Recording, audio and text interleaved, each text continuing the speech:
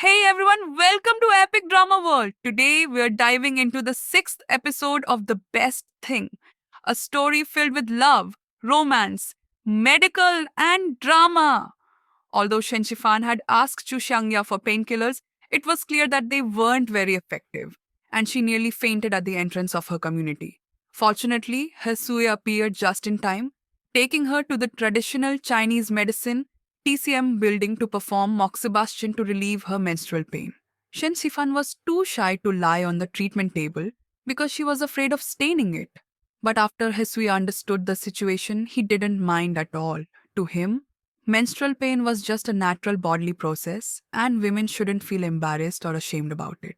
Hisui helped Shen Sifan lie down, covering her legs and feet with a blanket before performing the moxibustion.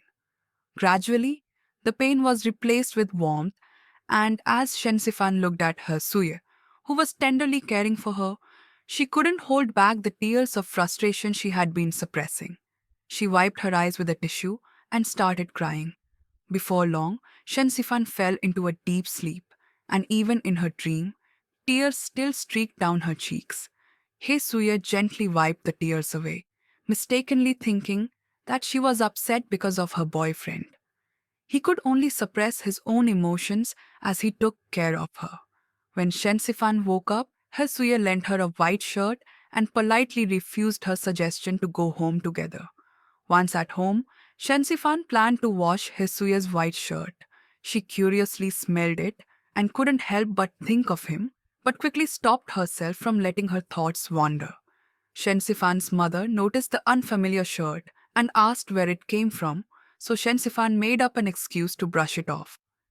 Later that night, Shensifan couldn't stop thinking about Hersue. She took the initiative to scroll through his WeChat moments and saw a post from a few months ago about making licorice tea. Without thinking, she liked the post but quickly unliked it. To cover up her awkwardness, Shensifan continued to like several other posts. But Hisue noticed and playfully caught her, kindly reminding her to get some rest. The next day, during lunch break, Shen Sifan learned from Xu Zhangya that liking and unliking a post leaves traces. She felt really frustrated. Zhu Xiangya and Lin Yishan looked through the chat history between Shen Sifan and Hesuye and concluded that Hesuye must be interested in her.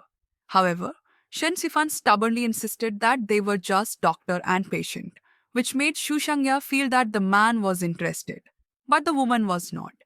Meanwhile, Hesue saw the bubble tea picture Shen Shifan posted on her moments. He originally wanted to remind her that ginger sugar milk tea could worsen autumn dryness and harm her body, but after thinking it over, he decided to send her some medicinal recipes instead. He sent her photos of these herbal dishes, telling her that they were milder and would benefit her health.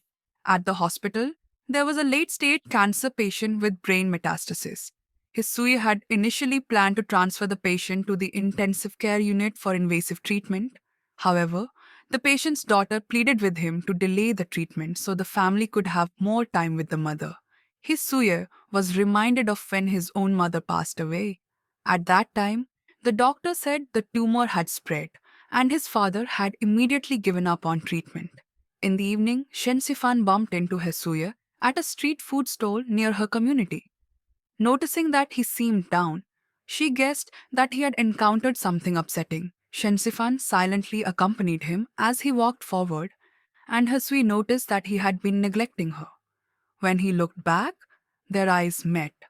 At that moment, a bicycle rode up, and Shen Shifan instinctively pulled Hisoya away. But to her surprise, Hisoya pulled her into his arms. That night, Shen Shifan couldn't stop thinking about what had happened and was uncertain about Hisoya's feelings toward her. Likewise, Hisue couldn't sleep either, and both of them tossed and turned restlessly.